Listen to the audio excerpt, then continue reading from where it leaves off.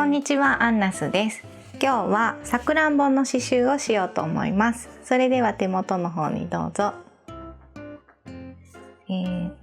まずだいたい100円玉ぐらいの丸をいつものように描いたら、この頂点に点を描きます。それでちょっとこうカーブのついた線を2つ描きます。これがさくらんぼの枝になるんですけど、でこの先にさくらんぼの丸を作るんですが、まん丸にしないで、なんかいつもはねちょっとデフォルメをした絵をよく描いてるんですけど、あえてもう誰でもそういうのは描けるかなと思うんで、ちょっとなんかこうリンゴみたいに、なんかアメリカンチェリーとかってすごいこうなってますよね。ちょっとここの茎とつながってる部分をへこまして、で下はもうまん丸に描いてもらっていいです。で、これだけでもいいんですけど、せっかくだから葉っぱをつけます。こんな立派なさくらんぼなんてスーパーでは売ってないんですけど、こういう感じにすると可愛いかなと思うので、じゃあこれで図案を写していきます。はい、では図案を写していきます。チャコペーパーのインクがついている方を下にして上に図案を載せます。で、反対の手でしっかり押さえて力を入れてなぞります。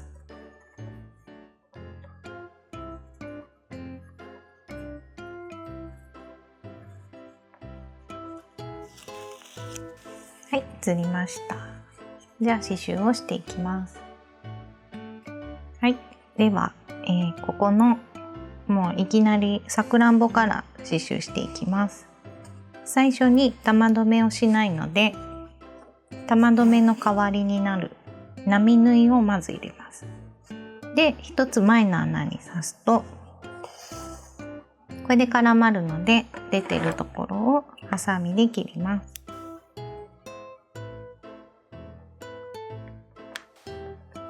で、最初の刺し始めが真ん中に基準を1本入れます。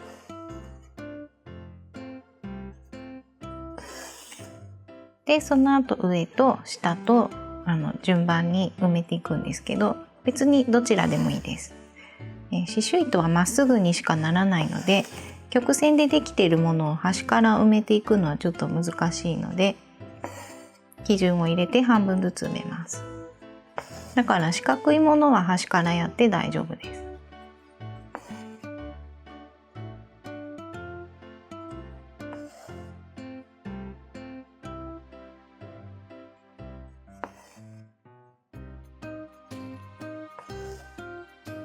で、ギリギリまで来たら、もう難しく感じる人はもうまん丸に作ってもらっていいんですけど、ちょっとこうさっきくぼみを描いたと思うんですけど、少しだけちっちゃい半円を両方に入れます。これでちょっとこうなんかさくらんぼの実っぽくなりますかね。ちょっとね、ここの芯のところがくぼんでたりするので、あんまり出なかったですね、変化が。やりすぎるとちょっと違うかなと思うので、もうちょっと足しときます。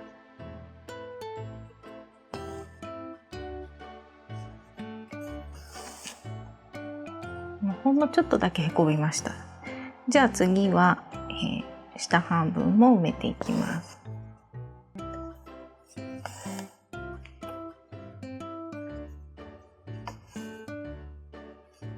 これで一つできたので、隣のも刺繍するんですけど、もう近いので続きでいいです。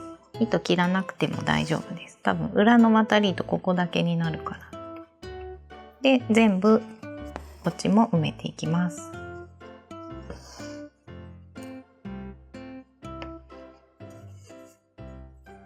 これでできたので、裏にぐちゃぐちゃっと2回ほど絡めます。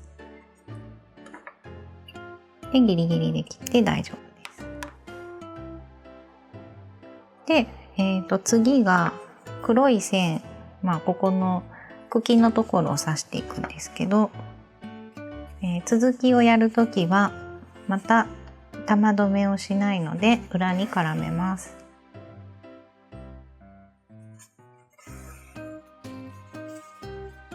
でここからアウトラインして戻ってくるって感じに、どうしようかな、こういってこういきます。まず一目作ります。でこれだとまっすぐになってしまうので、ちょっと先に出してこのまっすぐをちょっと押して糸の下に刺します。こうすると1個目がほんのちょっとだけ曲がるので、また次のでギュッと曲げて糸を刺します。もうこれの繰り返しですね。ちょっと今絡まるから向き変えました。でこれ全部上までいったら、上から戻ってもいいし、私は逆に戻るの結構苦手なので、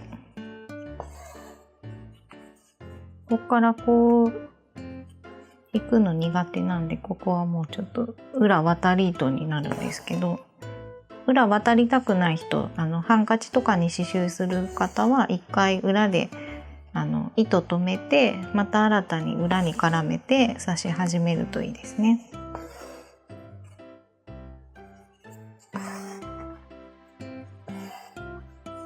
はい、これでできたので、また裏に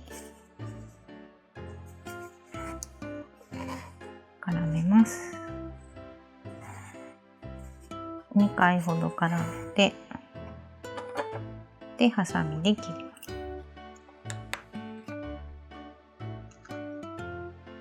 す。で次が葉っぱを2色で刺繍しようかなと思っているので、1枚の葉っぱに薄い緑と濃い緑を半分ずつ入れようと思うので、じゃあ濃い方の緑から刺し始めます。これも2本取りです。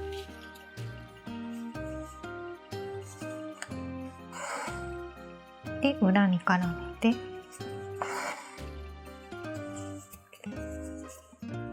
で、サテンステッチなので基準を入れて半分ずつ埋めれば埋まるんですけど、そうすると頂点が長くならないので、とんがらないのでガイド線を入れます。まず頂点を作って、両端は葉脈みたいにするから結構斜めに入れます。で間を放射状に埋めて、2本ぐらい入れればもうこれで埋まると思います。なのでその後はもう斜めを保ちながら刺していきます。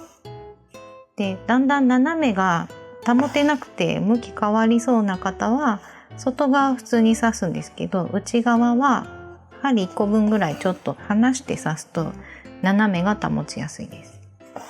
頭に入れるといいと思います。じゃあこういう感じで両方埋めていきます。